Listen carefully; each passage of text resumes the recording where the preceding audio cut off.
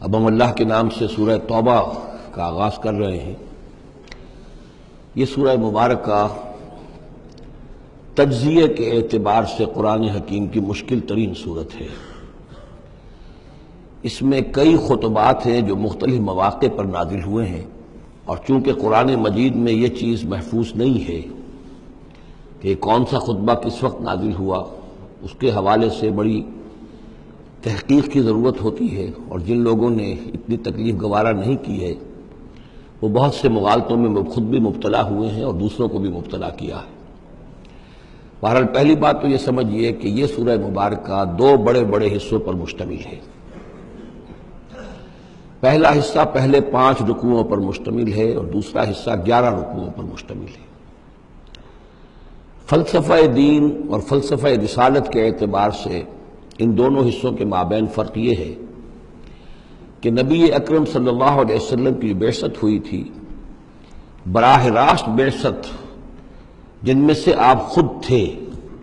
یہ بعثت خصوصی ہے، بعثت خاصہ ہے کہ جو مشرکین عرب کی طرف ہے، بنی اسماعیل کی طرف ہے۔ ایک آپ کی بعثت عمومی ہے پوری نوع انسانی کی طرف، آپ دو بعثتوں کے ساتھ مبعوث فرمائے گئے۔ آپ کی جو بعثت خصوصی ہے الی اہل العرب، بنی اسماعیل، مشرکین عرب، چونکہ آپ انہی میں سے تھے اور انہی کی زبان میں آپ نے آخری اتمام حجت کر دیا، لہذا ان کے ضمن میں اللہ تعالیٰ کا جو قدیم قانون ہے رسولوں کے بارے میں کہ اگر کوئی قوم اس کی طرف رسول بھیجا جائے اور وہ اتمام حجت کر دے اور پھر بھی وہ قوم تسلیم نہ کرے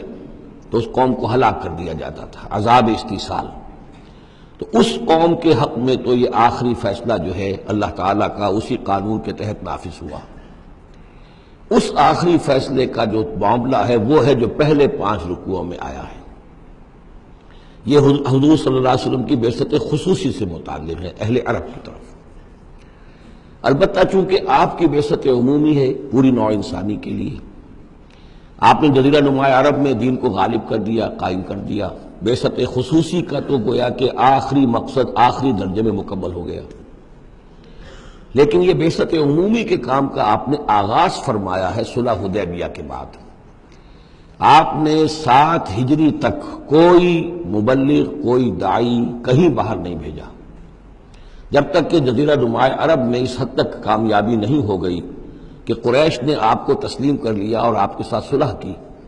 تو جس کو کہ اللہ تعالیٰ نے انا فتحنا لک فتحا مبینا قرار دیا ہے، اس وقت تک آپ نے اپنی پوری توجہ، آپ نے پورا وقت، اپنی ساری صلاحیتیں، اپنی قوتیں مرکوز رکھی ہیں جزیرہ نما عرب کے اندر۔ البتہ جب اس حد تک کام پورا ہو گیا سن 7 میں، سن 6 میں صلح حدیبیہ ہوئی ہے، تو اس کے بعد آپ نے نامہ بر بھیجے، اپنے خطوط بھیجے، قیصر کے نام بھیجا، کسریٰ کے نام بھیجا، مقوقس کے نام بھیجا، نجاشی بھی اب جو اس وقت تھا، وہ نجاشی جو ایمان لائے تھے فوت ہو چکے تھے، ان کی تو غائبانہ نماز جنازہ بھی حضور نے پڑھائی تھی۔ اب جو نجاشی تھے وہ مسلمان نہیں تھے، ان کے پاس بھی خط گیا۔ ان خطوط کے نتیجے میں سلطنت روما سے ایک ٹکراؤ شروع ہو گیا، غزوہ موتا ہوا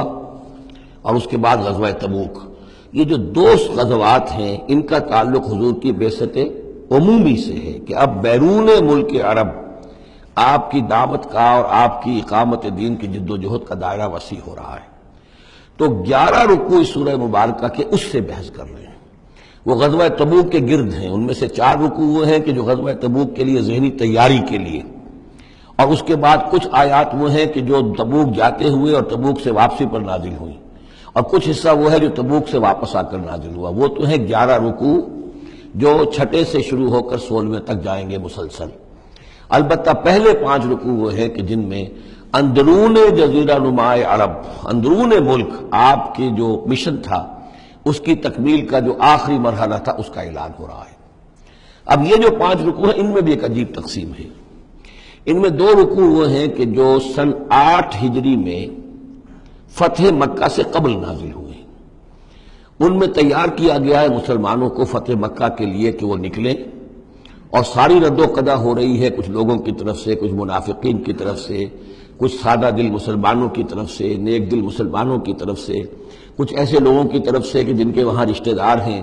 کہ اب اگر جنگ ہوگی اور جا کر ہم حملہ کریں گے مکے پر تو اس سے یہ ہے کہ ان رشتہ داروں کو بھی گدن پہنچے گا۔ کچھ ایسے مسلمان تھے جن کی فیملیز وہاں تھیں اور انہیں اندیشہ تھا کہ وہ کہیں جب یہ چکی پیسے گی تو کہیں گندم کے ساتھ گھن بھی نہ پیس جائے۔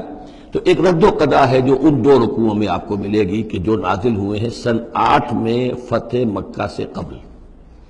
اور 3 رکوع وہ ہیں کہ جو نازل ہوئے ہیں سن 9 میں ذی قعدہ کے بعد۔ اور یہ جب کہ فتح مکہ ہو چکا، اس سال حضور نے حج نہیں کیا، پھر اگلے سال آپ نے بھی دوبارہ حج نہیں کیا، لیکن آپ نے ایک قافلہ بھیج دیا تھا کہ وہ جائے، اور اس کے امیر کی حیثیت سے حضرت ابوبکر صدیق رضی اللہ تعالیٰ عنہ تھے امیر الحج۔ لیکن جب وہ قافلہ روانہ ہو چکا تھا ذی قعدہ سن 9 میں، تو پھر وہ آیات نازل ہوئیں کہ جو 3 رکوعوں پر مشتمل ہیں، جن میں آخری اعلان کیا گیا ہے کہ اب آئندہ یہاں کوئی مشرک حج کے لیے نہیں آئے گا۔ سن 9 کا حج وہ مشترک تھا، اس میں اہل ایمان بھی تھے اور اہل شرک بھی تھے، مشرکین مکہ بھی تھے، ان کو بھی اجازت تھی۔ اور وہاں اعلان کیا گیا کہ آئندہ مشرکین کے ساتھ اللہ کا کوئی معاہدہ نہیں ہے، اور ایک مہلت دی جا رہی ہے اتنے وقت معین کی، اس کے اندر یا تو وہ اسلام لے آئیں اور یا ان کا قتل عام ہو جائے گا۔ یہ سخت ترین آیات ہے قرآن مجید کی کہ جو اس حصے میں نازل ہوئی ہیں، لیکن اس کا فلسفہ سمجھ لیجئے، یہ قائم مقام ہے اس عذاب استیصال کے جو عذاب قوم نوح پر آیا، قوم ہود پر آیا، قوم صالح پر آیا، قوم شعیب پر آیا، سدوم اور عمورہ کی بستیوں پر آیا، آل فرعون پر آیا۔ وہ اب مشرکین عرب پر اس لیے آنا ضروری تھا کہ ان کی طرف حضور بھیجے گئے، انہی کی زبان میں کتاب اتار دی گئی، ان پہ اتمام حجت ہو گیا، حق مبرہن ہو گیا۔ اب اگر وہ ایمان نہیں لا رہے ہیں تو عذاب استیصال کے مستحق ہو چکے ہیں۔ البتہ یہ کہ انہیں پہلی قسط جو دی گئی عذاب کی وہ تو غزوہ بدر کی شکل میں تھی، اب آخری یہ ہے کہ چیلنج کر دیا گیا کہ اب اتنی مدت کے اندر اگر تم ایمان لے آؤ گے تو تمہاری خیریت ہے، نہیں لاؤ گے تو تمہیں قتل کر دیا جائے گا۔ اور اس میں خود بخود امپلائڈ تھی یہ بات کہ اگر تم نہ ایمان لانا چاہو نہ قتل ہونا چاہو تو جزیرہ نما عرب کو خیر بات کہہ کے چلے جاؤ، جہاں سینگ سمائے چلے جاؤ، اب عرب میں نہیں رہ سکتے۔ اس جزیرہ نما عرب کو پاک کر دیا جائے گا شرک سے۔ تو 2 رکوع وہ 3 یہ، اب اس میں ایک اور کمپلیکیشن ہے، یہ 2 رکوع پہلے اور 3 رکوع بعد میں، ترتیب زمانی تو یہ ہے، ان 3 رکوعوں کا ایک رکوع پہلے نکال کے لے آیا گیا ہے۔ جیسے میں نے کہا تھا کہ سورہ انفال میں ایک آیت جو تھی کہ جو بڑی اہم تھی اور جو بڑی یوں سمجھیے کہ ایک حساس مسئلے پر تھی کہ مال غنیمت کا کیا ہوگا، اس کو پہلے لے آئے، حالانکہ اس کا اصل حکم، اس کی اصل بحث جو ہے وہ سورت کے اندر چل رہی ہے، جا کے وسط میں آ رہی ہے۔ اسی طریقے سے قرآن کا اسلوب ہے کہ جو خاص بہت اہم شے تھی، اگرچہ وہ ان 3 رکوعوں سے متعلق ہے جو بعد میں نازل ہوئے ہیں، لیکن ان کو سب سے پہلے صورت میں رکھ دیا گیا ہے۔ تو گویا کہ پہلے 5 رکوع بھی 3 حصوں میں ہیں۔ پہلا رکوع جو 6 آیات پر مشتمل ہے،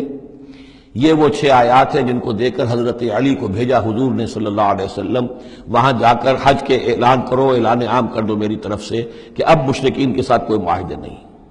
اس کے بعد وہ 2 رکوع ہیں جو ایک سال پہلے جو ہے نازل ہوئے ہیں فتح مکہ سے قبل۔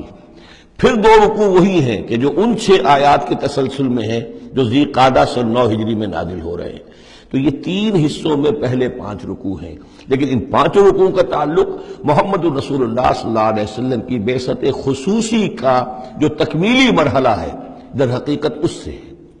صدق اللہ العظیم۔